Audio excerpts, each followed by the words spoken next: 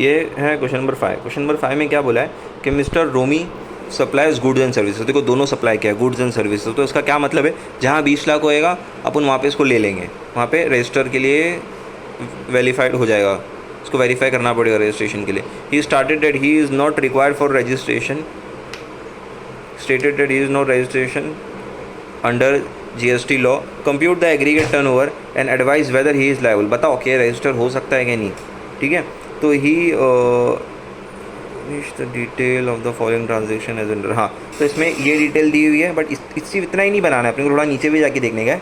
तो ए का इतना डिटेल है, फिर बी का क्या बोल रहा है, exam supply to the extent 90,000 were made in contract, ठीक है। Mister Romi supplies agriculture produce worth 90,000 that was cultivated by Mr.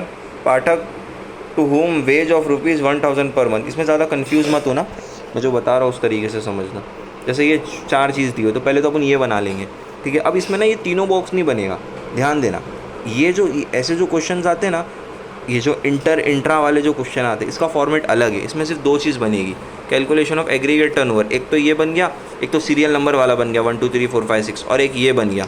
इसके बाद सिर्फ एक ही बनेगा, वैल्यू ऑफ सप्लाई, ठीक है। जैसे ये वाले क्वेश्चन में किए थे, ये भी इंट्रा वाला था, इससे पहले वाला। तो इसमें ये लिखे थे, एक ये बनाए थे, और एक बनाए थे क्युमुलेटिव ऑफ ATO,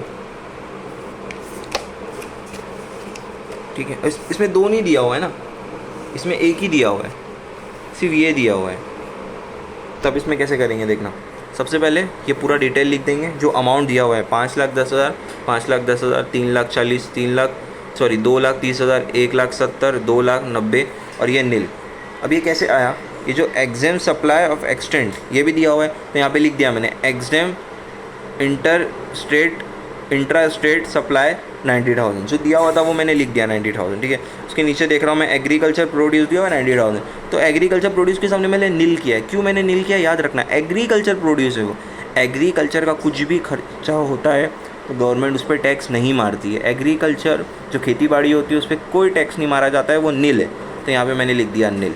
अब जब मैं इसको टोटल करूँगा एग्रीगेट टर्नओवर, जब मैं इसको टोटल करूँगा तो कितना आ गया मेरा, 12 लाख आ गया।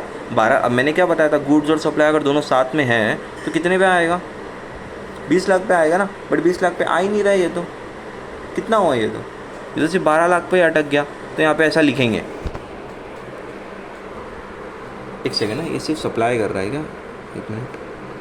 Supply of extent suppliers rate of tax, date of supply, okay sorry एक चीज़ में मिस्टेक हो गई है। ये ना सिर्फ सप्लाई कर रहा है, गुड्स है ही नहीं इसके अंदर, इसके ना सिर्फ सर्विस है, ये सिर्फ सर्विस दे रहा है, ठीक है। हेल्प कर रहा है सामने वाले की सर्विस देके।